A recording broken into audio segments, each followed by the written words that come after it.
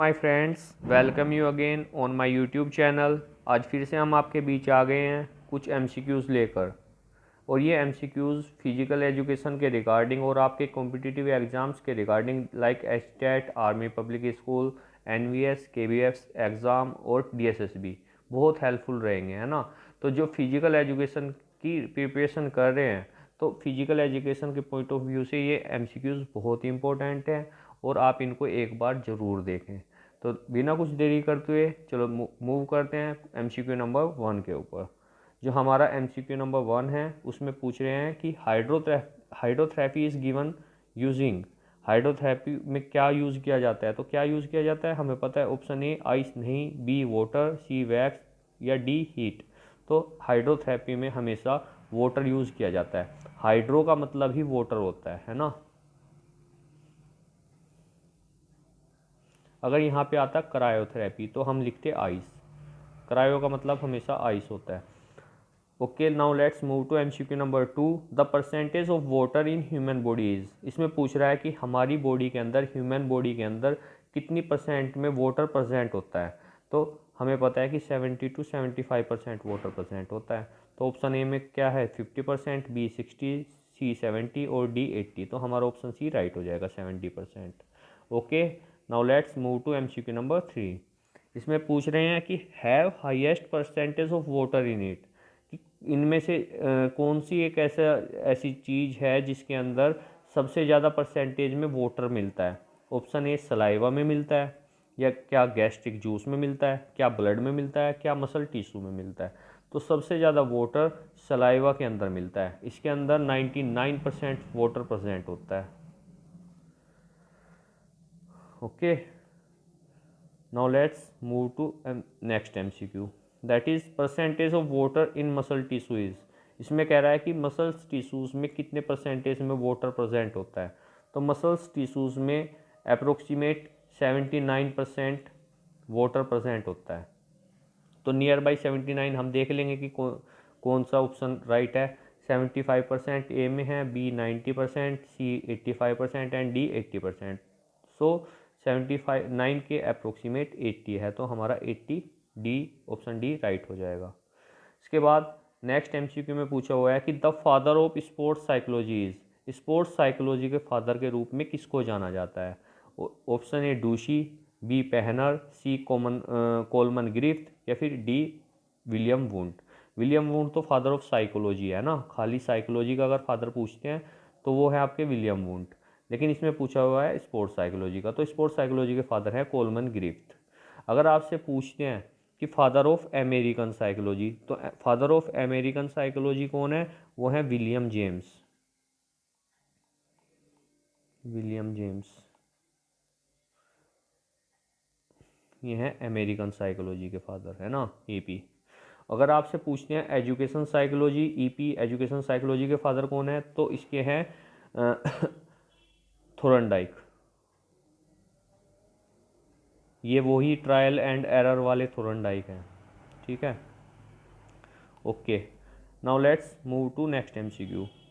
इसमें पूछ रहे हैं कि वाटर थेरेपीज, पानी के द्वारा दिए जाने वाले ट्रीटमेंट को क्या कहते हैं?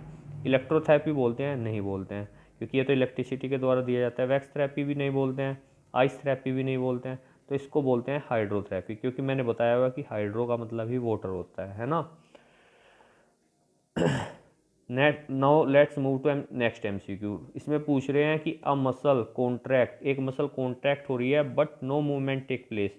कि भाई एक मसल कॉन्ट्रैक्ट तो हो रही है लेकिन उसमें कोई भी मूवमेंट नहीं हो रही, उसमें कोई मूवमेंट नहीं है, वो स्थिर है। तो इसमें कौन सी हमारी एक्सरसाइज आ जाएगी? क्या आइसोमेट्रिक, ए, बी आइसोटोनिक, सी आइसोकाइनेटिक या डी नन ऑफ दीज। तो भाई इसका जो राइट आंसर है वो है ऑप्शन ए, क्योंकि आइसोमेट्रिक में क्या होता है? आइसोमेट्रिक में हमारी मसल एक ही जगह स्थिर हो जाती है ना, उसमें कोई मूवमेंट नहीं होती है। और आइसोमेट्रिक में मैंने बताया कि जिसमें इक्वल मेजरमेंट होती है, आइसो का मतलब इक्वल, मैट्रिक का मतलब मेजरमेंट। आइसोटोनिक में होता है इक्वल टेंशन, जिसमें अगर किसी मसल पे इक्वल टेंशन पड़ रही है, वो कॉन्ट्रैक्ट भी कर रही है और वो रिलैक्स भी कर रही है ना। और तो उसको बोलते हैं आइसोटोनिक एक्सरसाइज। आइसोकाइनेटिक क्या होता है? जैसे जिम में हम ट्रेडमिल रनिंग कर रहे हैं, साइकिल चला रहे हैं, वो आइसोकाइनेटिक हो जाता है। इसमें आइसो का मतलब इक्वल या फिर सेम बोल सकते हैं, काइनेटिक का मतलब होता है मोशन, है ना। काइनेटिक का मतलब होता है मोशन, ध्यान रखना, ये भी पूछ लेते हैं। मैट्रिक का मतलब मेजरमेंट, टोनिक का टेंशन और काइनेटिक का मोशन, ये भी आपके एग्जाम्स में पूछ लेते हैं कई बार, तो आपको ये भी पता होना चाहिए। Okay, now let's move to next MCQ. इसमें पूछ रहा है कि लम्ब्रैको इज लम्ब्रैको क्या होता है, किससे रिलेटेड पेन होता है। Option A pain in head, क्या सिर में दर्द होता है। पेन इन एब्डोमिन, क्या पेट के अंदर दर्द होता है। इस पे ये पेन नहीं है भाई, एस को कट कर दो, ये पेन इन लोअर बैक है। इसमें लिखा हुआ है पेन इन लो बैक, जो हमारी बैक होती है नीचे की तरफ, क्या उसमें पेन होता है, या फिर ऑल ऑफ दिस, या सभी सही है। तो देखो इसमें हम पहले क्वेश्चन को देखो, जिसमें जो शुरू में लंबर LUMB लिखा हुआ है, तो भाई इसमें शुरू में ही लंबर है ना। तो लंबर कहाँ पे मौजूद होता है, हमें पता है कि हमारे वर्टिब्रा कोलम का एक पार्ट है ना, cervical, thoracic, lumbar, sacrum, coccyx. Cervical, ये अगर हम बात करें एडल्ट में तो ये कितने होते हैं टोटल वर्टिब्रल कॉलम, एडल्ट में होते हैं ये 26। और चिल्ड्रंस में कितने होते हैं वर्टिब्रल कॉलम, चिल्ड्रंस में होते हैं 33। ये कैसे होते हैं चिल्ड्रंस में, सर्विकल इसमें 7 होते हैं, थोरेसिक 12 होते हैं, लंबर 5 होते हैं, है ना। और इस सैक्रम इसमें कितने होंगे, ये भी इसमें 5 होंगे। और इसमें जो हमारे कोकिक्स होंगे वो 4 होंगे। अब काउंट करके देख सकते हैं हम कितने हो गए हैं, 12, 6, 18, 19, 20, 24, 25, 26, 27, 29। ओके, ठीक है भाई बच्चों, इसको काउंट करने के बाद आपको टोटल रिजल्ट मिलेगा 33। लेकिन अगर हम बात करें एडल्ट में तो जो सैक्रम ये 5 है ये हो जाते हैं चेंज 1 में, और कोकिक्स भी 1 हो जाता है। अब काउंट करके देख लो, 12, 7, 19, 19 और 5 24 और 1 25 एंड +1 कोकिक्स के लिए 26, तो टोटल हो जाते हैं 26। ठीक है, now let's move to next MCQ। इसमें पूछ रहे हैं कि winner of man single US open 2020, जो अभी US ओपन हुआ है 2020 के अंदर, अभी इसमें सस्पेंस है। कुछ लोग सोच रहे हैं कि भाई 2020 में US ओपन नहीं हुआ है, भाई बिल्कुल हुआ है। इस 2020 में हमारा ऑस्ट्रेलियन ओपन भी हुआ है और हमारा US ओपन भी हो चुका है। ठीक है, हमारा फ्रेंच ओपन नहीं हुआ है अभी, है ना। इसमें जो 2020 है उसके अंदर फ्रेंच ओपन नहीं हुआ है, लेकिन हमारा US ओपन और ऑस्ट्रेलियन ओपन दोनों हुए हैं। इसमें पूछा हुआ है कि winners of man singles US open कौन है 2020 के। तो इसमें जो ऑप्शन ए है वो है डोमिनिक थीम, बी है अलेक्जेंडर जेवरेव, सी है नोआमी ओसाका, डी है विक्टोरिया एजरेनेका। तो इसके अंदर जो राइट आंसर हो जाएगा वो ऑप्शन ए है डोमिनिक थीम। और जो रनर अप रहे हैं वो ऑप्शन बी में अलेक्जेंडर जेवरेव रहे हैं। और अगर आपसे फीमेल कैटेगरी में पूछे कि विनर कौन है तो नोआमी ओसाका है। और अगर आपसे पूछे रनर अप कौन है फीमेल कैटेगरी में तो विक्टोरिया एजरेनेका है। ठीक है, now let's move to MCQ number, next MCQ है ना। इसमें पूछा हुआ है कि थ्रोअर मसल कौन सी होती है। ऑप्शन ए डेल्टोइड होती है, या फिर बी बाइसेप्स होती है, सी ट्राइसेप्स होती है, या डी पेक्टोरियल मेजर होता है। तो इसमें से जो थ्रोअर मसल होती है वो होती है पेक्टोरियल मेजर, जो हमारे चेस्ट की मसल होती है इसको पेक्टोरियल मेजर बोलते हैं। डेल्टोइड मसल हमारे शोल्डर में मौजूद होती है, बाइसेप्स हमारे अपर आर्म में मौजूद होती है, फ्रंट एंटीरियर पार्ट में, ट्राइसेप्स पोस्टीरियर पार्ट में अपर हैंड में मौजूद होती है। बाइसेप्स ट्राइसेप्स एक दूसरे के एंटोगोनिस्ट और एगोनिस्ट वर्क करती है। बाइसेप्स की भी अगर हम बात करें तो बाइसेप्स का पूरा नाम होता है बाइसेप्स ब्रैकियाई। ठीक है, क्वेश्चन कुछ भी बन सकता है, तो आपको हमेशा रेडी रहना है। कोई भी क्वेश्चन कैसा भी बाइसेप्स से रिलेटेड या कोई भी आए तो आपको उसका पता होना चाहिए। ऐसे ही ट्राइसेप्स को भी बोलते हैं ट्राइसेप्स ब्रैकियाई, है ना। तो ये भी आपको पता होना चाहिए। इसको बाइसेप्स नाम क्यों पड़ा, क्योंकि इसके 2 हेड होते हैं, है ना। जो ट्राइसेप्स है इसका नाम ट्राइसेप्स क्यों है, क्योंकि इसके अंदर 3 हेड होते हैं। Okay, now let's move to next MCQ। Next MCQ is hormone that controls the growth of body. इसमें पूछा हुआ है कि वो है कौन सा हार्मोन होता है जो हमारी बॉडी की ग्रोथ को कंट्रोल करता है। Option A thyrotropic hormone, B somatotropic hormone, C gonadotropic hormone, या फिर डी नन ऑफ दीज। तो हमें पता है कि जो ग्रोथ हार्मोन होता है वो STH होता है ना, सोमेटोट्रोपिक हार्मोन। तो हमारा ऑप्शन बी राइट हो जाएगा। ये सीक्रेट कहाँ से होता है, तो ये पिट्यूटरी ग्लैंड से सीक्रेट होता है। पिट्यूटरी ग्लैंड, पिट्यूटरी ग्लैंड का दूसरा नाम क्या होता है, मास्टर ग्लैंड। ठीक है, ये हमारे मस्तिष्क के अंदर या ब्रेन के अंदर मौजूद होती है पिट्यूटरी ग्लैंड, और इसको मास्टर ग्लैंड के नाम से भी जाना जाता है। और ये कौन से लोब से प्रेजेंट होता है S T H hormone, anterior में या पोस्टीरियर में? तो ये जो हमारा एस टी एच हार्मोन है ये एंटीरियर लोब में पिट्यूटरी ग्लैंड के मौजूद होता है। Okay, now let's move to next MCQ. Next MCQ is organ that produce bile is. ये पूछ रहा है कि वह कौन सा ऑर्गेन है जहाँ से बाइल निकलता है, बाइल जूस निकलता है। ऑप्शन ए हार्ट से निकलता है, बी लीवर से निकलता है, या फिर सी बाइल जूस निकलता है, या फिर डी पैनक्रियाज से निकलता है। तो इसका राइट आंसर हो जाएगा लीवर। जो हमारा बाइल होता है वो लीवर सीक्रेट करता है, लीवर से वो निकलता है ना, और हमारी जो स्मॉल इंटेस्टाइन है उसके अंदर जाके वर्क अपना फंक्शन करता है। और उसके बाद जो एक्स्ट्रा बाइल बच जाता है, हमारा लीवर होता है ना, जैसे ये लीवर है, तो लीवर के ऊपर ना ऐसे यहाँ पे एक ये लगा रहता है ना, एक थैली टाइप लगा रहता है। तो ये थैली टाइप क्या होता है, ये बाइल ग्लैडर होता है। इसको बाइल ग्लैडर का नाम देते हैं, बाइल ग्लैडर। जो एक्स्ट्रा बाइल जूस बच जाता है हमारा स्मॉल इंटेस्टाइन में, ये स्मॉल इंटेस्टाइन है, जो एक्स्ट्रा बच जाता है वो कहाँ चला जाता है, वो बाइल ग्लैडर के अंदर इकट्ठा हो जाता है। जब इसकी नीड होती है फिर ये यहाँ से स्मॉल इंटेस्टाइन में चला जाता है। Okay, now let's move to next MCQ. RBCs are produced in. इसमें कह रहा है कि आरबीसी कहाँ से प्रोड्यूस होती है, कहाँ से बनती हैं। ऑप्शन ए बोन मैरो से, बी हार्ट से, सी स्प्लीन से, या फिर डी लंग्स से। तो बोन मैरो प्रोड्यूस होती है, आरबीसीज प्रोड्यूस होती है बोन मैरो से। इसको हिंदी में बोलते हैं हस्ती मज्जा, है ना। हमारी बोन होती है ना, ये हमारी बोन है, तो इसके अंदर ये अंदर से खोखली होती है, और ये खोखली जो जगह होती है इसी को बोलते हैं बोन मैरो, इसी को नाम दिया गया है बोन मैरो। और जो हमारा ब्लड होता है, आरबीसी होती है, वो यहीं से बनती है, इसी बोन मैरो के अंदर से। ठीक है, लेकिन अगर आपसे क्वेश्चन पूछते हैं कि मृत्यु घर इसकी जो ये मरते हैं ग्रेवयार्ड ऑफ आरबीसीज कहाँ पे है, तो आपका आंसर राइट हो जाएगा स्प्लीन। ठीक है, और आरबीसी को एर्थ्रोसाइट के नाम से भी जाना जाता है। आरबीसीज को एर्थ्रोसाइट भी बोलते हैं, एर्थ्रोसाइट। ऐसे ही आपकी जो डब्ल्यूबीसी हैं, डब्ल्यूबीसी को नाम से जाना जाता है ल्यूकोसाइट।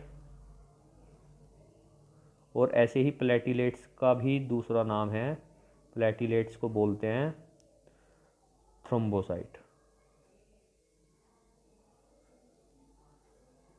ठीक है dear students, now let's move to next MCQ.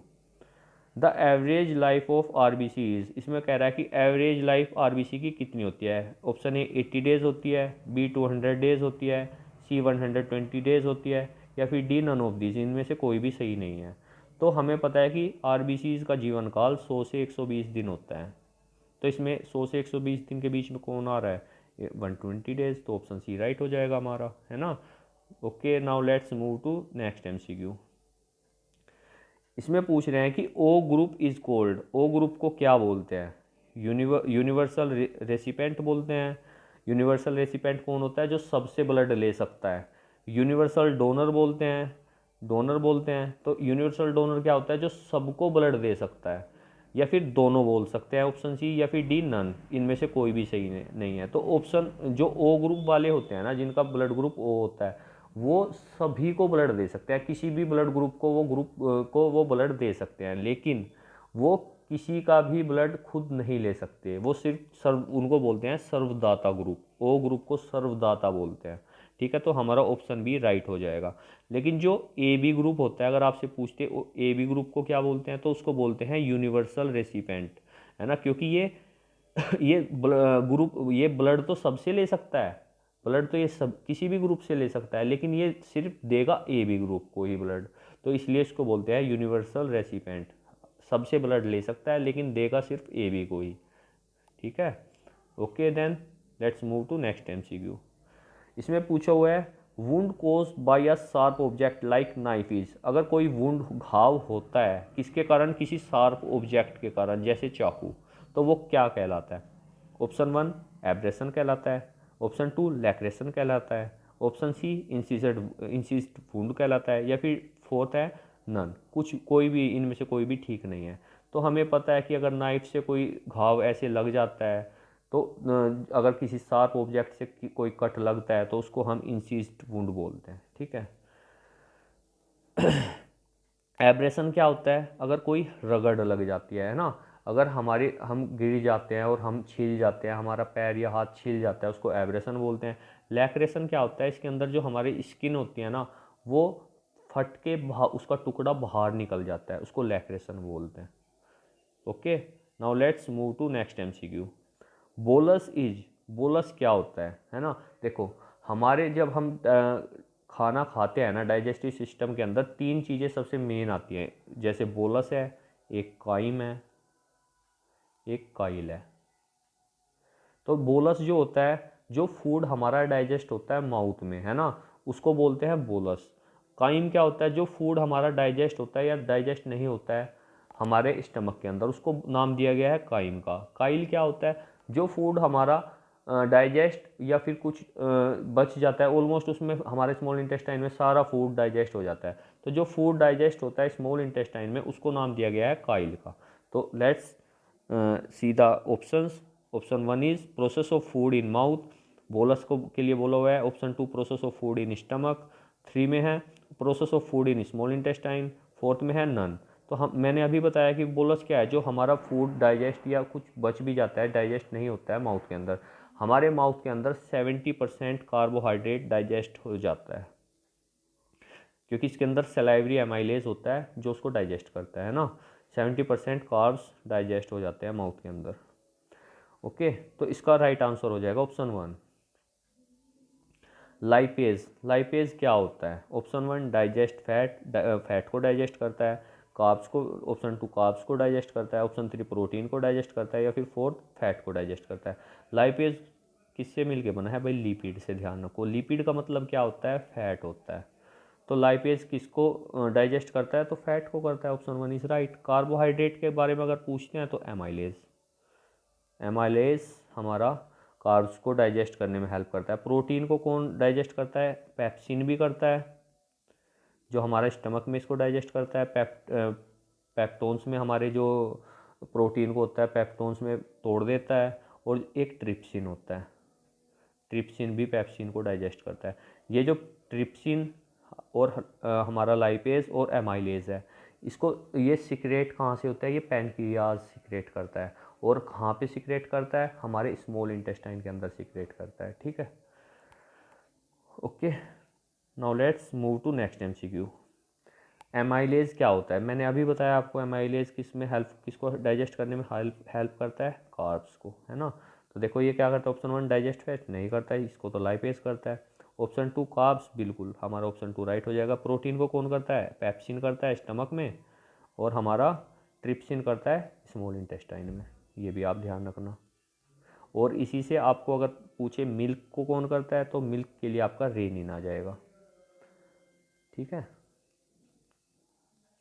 Largest endocrine gland is, अगर आपसे पूछते हैं कि हमारी बॉडी में सबसे लार्जेस्ट एंडोक्राइन ग्लैंड कौन सी है, ऑप्शन 1 लीवर है, या फिर पैनक्रियाज है, या थायराइड है, या फिर मास्टर ग्लैंड है। मास्टर ग्लैंड को आपको पता है, पिट्यूटरी ग्लैंड को मास्टर ग्लैंड बोलते हैं, है ना। और अगर आपसे पूछे मास्टर ऑफ मास्टर ग्लैंड कौन सी है, तो वो भी आपको पता होना चाहिए। मास्टर ऑफ मास्टर ग्लैंड होती है हाइपोथैलेमस ग्लैंड, क्योंकि ये पिट्यूटरी ग्लैंड को हेल्प करती है वर्क करने के लिए। और पिट्यूटरी ग्लैंड जो अदर एंडोक्राइन ग्लैंड्स हैं उनके ऊपर वर्क करती है, उनके फंक्शनिंग को कंट्रोल करती है, लेकिन हाइपोथैलेमस पिट्यूटरी के फंक्शन को कंट्रोल करती है, इसलिए ये मास्टर ऑफ मास्टर ग्लैंड है, ठीक है। तो इसका राइट आंसर हमारा हो जाएगा thyroid gland. Option number 3 is right. Largest endocrine gland कौन सी है? थायराइड है। अगर आपसे पूछे स्मॉलेस्ट एंडोक्राइन ग्लैंड कौन सी है, तो आपका राइट आंसर होगा पीनियल ग्लैंड। लेकिन अगर ऑप्शंस में पीनियल नहीं है, तो आप सेकंड नंबर पे टिक कर सकते हो पिट्यूटरी ग्लैंड को, जो हमारी मास्टर ग्लैंड है ना। Let's move to next MCQ. Smallest endocrine gland is, इसमें फिर से वही क्वेश्चन आ गया जो मैंने आपको पीछे बताया। Option 1 master gland, pituitary gland, option 2 pineal gland है, या फिर 3 थायराइड ग्लैंड है, या फिर 4 हाइपोथैलेमस ग्लैंड है। तो इसका राइट आंसर हो जाएगा पीनियल ग्लैंड, है ना। ये इसको third eye of human body भी बोलते हैं, पीनियल ग्लैंड को third eye of human body भी बोला जाता है। Okay, now let's move to next MCQ. Internal respiration is, हमें पता है कि रेस्पिरेशन कितने टाइप्स में होता है, एक एक्सटर्नल एक इंटरनल। एक्सटर्नल रेस्पिरेशन किसके बीच में होता है, हमारे हमारे लंग्स के बीच में और ब्लड वेसल्स के बीच में, है ना। जो रेस्पिरेशन हमारा लंग्स के और ब्लड वेसल्स के बीच में होगा वो हमारा एक्सटर्नल रेस्पिरेशन कहलाता है। लेकिन एक्सचेंज ऑफ गैसेस अगर हो रही है हमारी ब्लड वेसल्स और टिश्यूज़ के बीच में तो उसको बोलते हैं इंटरनल रेस्पिरेशन, ठीक है।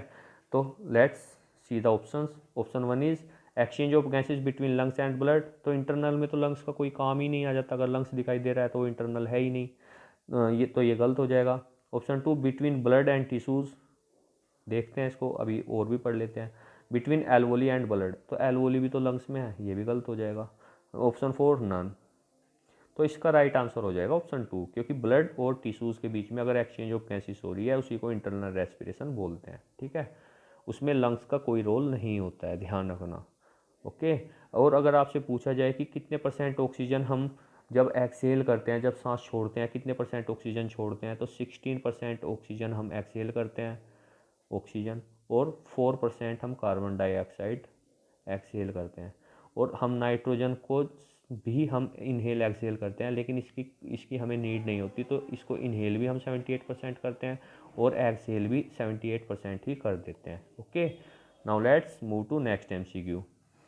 Father of education psychology, education psychology के फादर के रूप में किसको जाना जाता है। ऑप्शन 1 सिगमंड फ्राइड को माना जाता है, 2 थोरनडाइक को माना जाता है, 3 विलियम जेम्स को माना जाता है, या फिर 4 विलियम वुंट को माना जाता है। हमें पता है कि फादर ऑफ साइकोलॉजी है विलियम वुंट, है ना। PSY मैं लिख देता हूँ साइकोलॉजी। विलियम जेम्स कौन है, American psychology AP, father of American psychology. Thorndike हैं एजुकेशन साइकोलॉजी के फादर। सिगमंड फ्राइड कौन है, मॉडर्न MP, मॉडर्न साइकोलॉजी के फादर। तो कौन सा राइट, क्या पूछा हुआ है, एजुकेशन साइकोलॉजी के फादर कौन है। तो एजुकेशन साइकोलॉजी के फादर कौन हुए, एडवर्ड ली थोरनडाइक, है ना, EL थोरनडाइक। तो option 2 is right. Now let's move to next MCQ। Lifter muscle is, जो लिफ्टर्स होते हैं, पावर लिफ्टर्स होते हैं, उनकी मसल्स कौन सी होती है, कौन सी मसल मेन होती है। ऑप्शन 1 पेक्टोरियल होती है, 2 डेल्टोइड होती है, 3 लैटिसमस डोर्सी होती है, 4 बाइसेप्स होती है। तो इसका राइट आंसर हो जाएगा आपका डेल्टोइड। डेल्टोइड मसल को ही लिफ्टर मसल बोला जाता है, ठीक है। Now let's move to next MCQ। Rider muscle is pectoral, option 1 pectoral, 2 deltoid, 3 adductor magnus, या फिर 4 लैट्स मसल। तो अगर आपसे पूछा जाता है राइडर मसल कौन सी होती है, तो राइडर मसल में आपका आ जाएगा adductor magnus. Adductor magnus muscle को राइडर मसल के नाम से जाना जाता है। Okay, now let's move to next MCQ। HCl secreted in, HCl कहाँ पे सिक्रेट होता है, क्या ऑप्शन 1 स्टमक में होता है, B2 स्मॉल इंटेस्टाइन में होता है, 3 लार्ज इंटेस्टाइन में होता है, या फिर 4 नन, किसी में नहीं होता।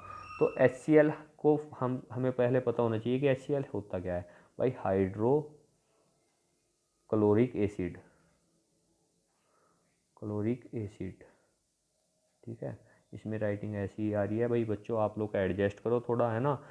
तो इसको HCl की फुल फॉर्म होती है हाइड्रोक्लोरिक एसिड, और ये सीक्रेट कहाँ से होता है, स्टमक में, ध्यान रखना। तो ऑप्शन 1 इज राइट, ठीक है। During exhale what percentage of oxygen is exhale, मैंने अभी बताया आपको थोड़ी देर पहले ही। तो अगर हम एक्सहेल कर रहे हैं तो कितनी परसेंटेज में ऑक्सीजन को हम एक्सहेल करते हैं, तो मैंने बताया हुआ है कि एक्सहेल करने में 16% तो हम ऑक्सीजन एक्सहेल करेंगे, 4% कार्बन डाइऑक्साइड करेंगे। तो ऑप्शन 1 में 12% है, ये गलत हो जाएगा। सेकंड में 14% है, ये भी गलत हो जाएगा। थर्ड में 16% है, ये सही हो जाएगा।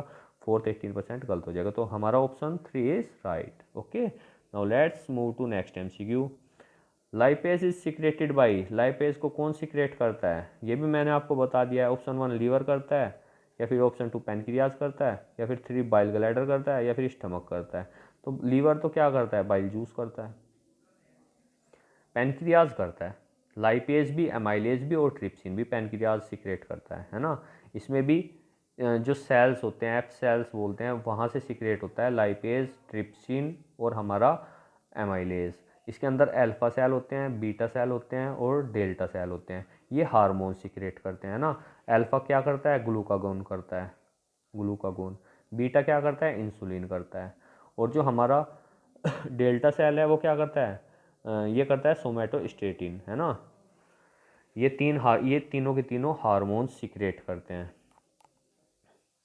Now let's move to next MCQ. ये है कि length of alimentary canal is, alimentary canal की जो लेंथ होती है वो कितनी होती है। ऑप्शन 1 10 मीटर होती है, या फिर 2 9 मीटर होती है, या फिर 3 8 मीटर होती है, या फिर 4 7 मीटर होती है। तो जो लेंथ होती है एलिमेंट्री कैनाल की, एलिमेंट्री कैनाल को हम क्या बोल सकते हैं भाई, जो प्रोसेस होती है हमारी डाइजेस्टिव सिस्टम की माउथ से एनस तक, उसको एलिमेंट्री कैनाल बोलते हैं।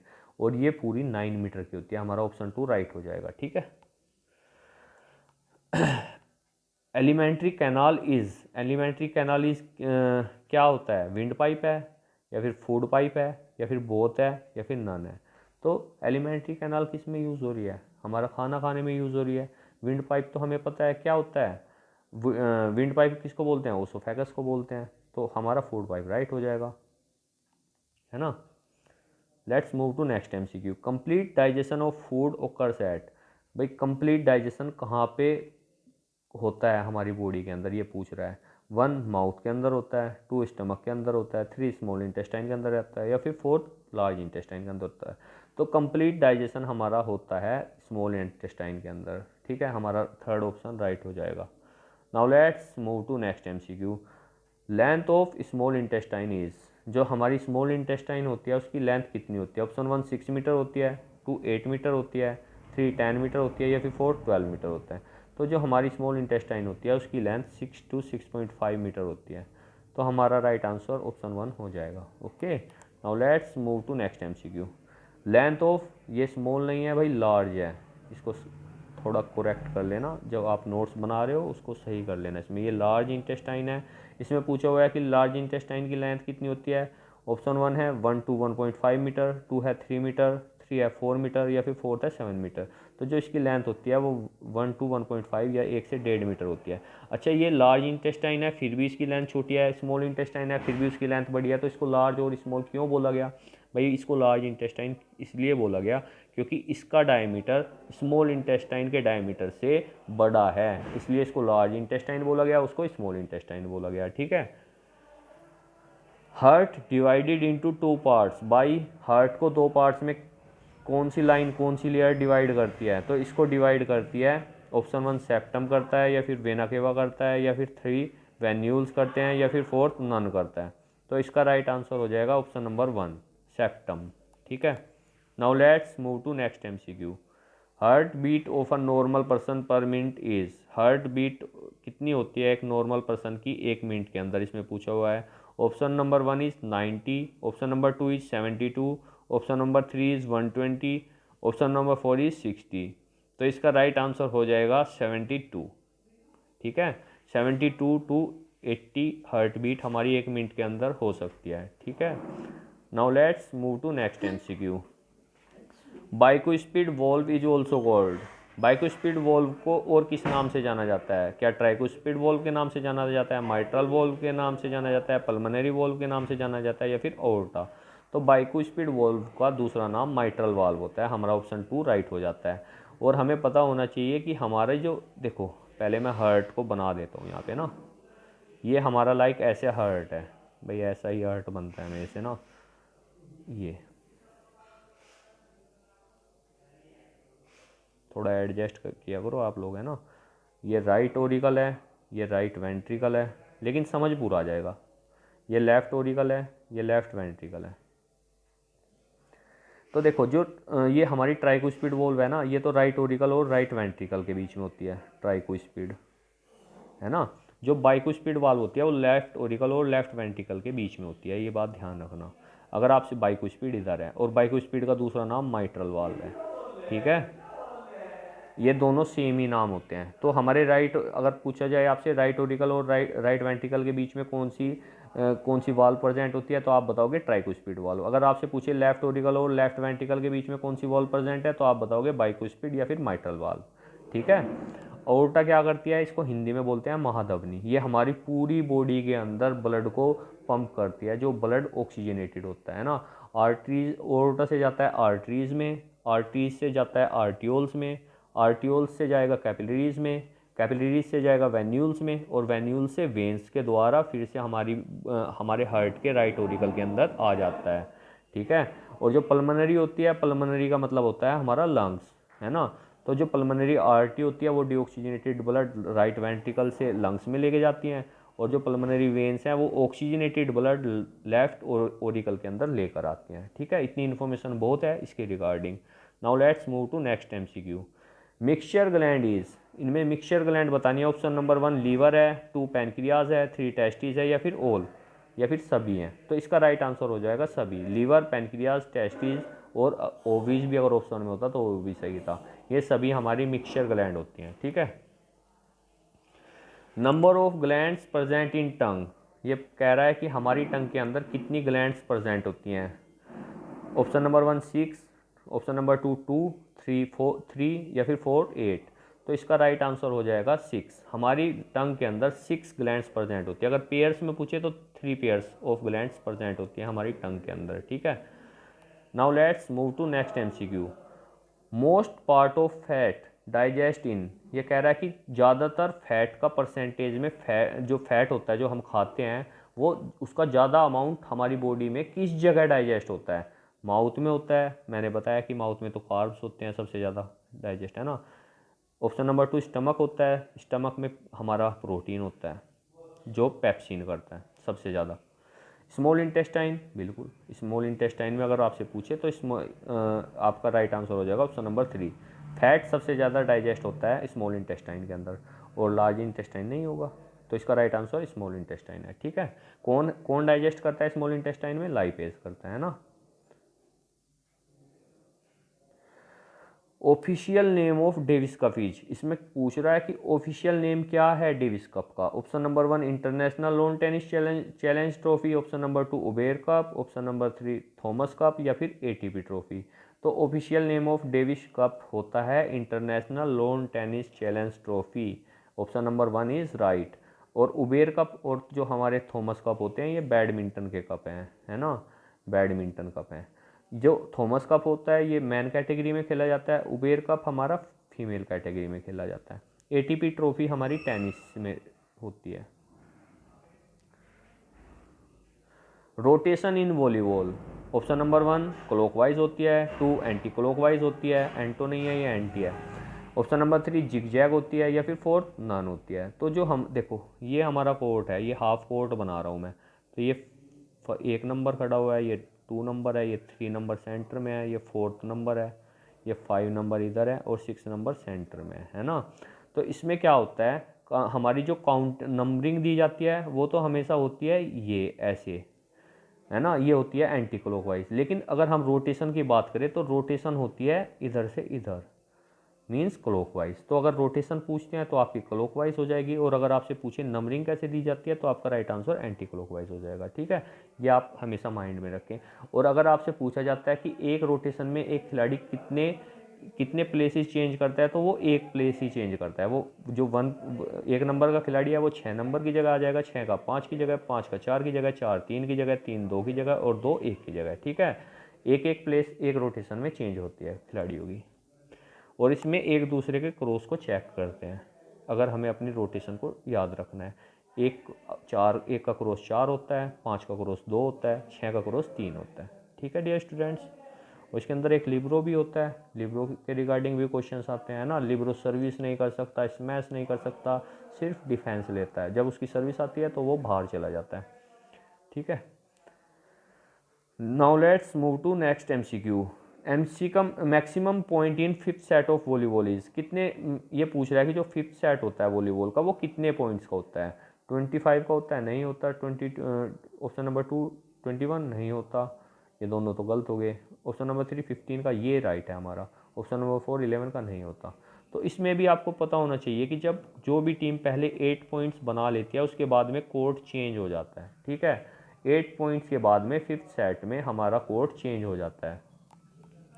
Now let's move to next MCQ.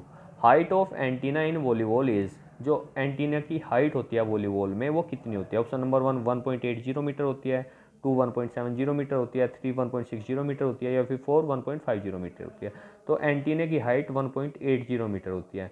जैसे ये हमारा वॉलीबॉल का नेट है ना हमारा, ठीक है बच्चों। ये तो ये जो एंटीने ना ये साइड में लगे रहते हैं ऐसे, मैं दूसरे कलर से आपको दिखा देता हूँ, कुछ ऐसे।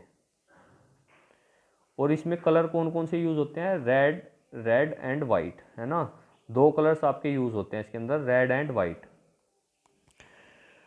और ये हमारा जो नेट होता है ये पूरा 1 मीटर की इसकी लेंथ होती है, ये वाली लेंथ 1 मीटर होती है। और 80 centimetre above the net antenna होता है, या फिर 0.80 metre above the net antenna की हाइट होती है। ये भी आपसे पूछा जा सकता है। तो इसमें तो राइट आंसर 1.80 मीटर हो जाएगा, है ना। और अगर आपसे पूछे 4 man height of net is, तो 4 मैन होता है m 2.43 मीटर। और 4 वुमेन्स W वुमेन्स ये होती है 2.24 मीटर। ये भी आप ध्यान रखें। Okay, now let's move to next MCQ. Okay, आज हमने इतने ही एमसीक्यूज़ कराए हैं। और आप इसके बाद में इन वीडियो को देखने के बाद आपको कैसा लगा, कैसा नहीं लगा, और हमें क्या सुधार करना चाहिए, इसके रिगार्डिंग भी आप कमेंट बॉक्स में जाके ज़रूर बताएं, है ना। और इस वीडियो को एक बार ज़रूर देखें। Okay then, thank you to everyone for watching my video.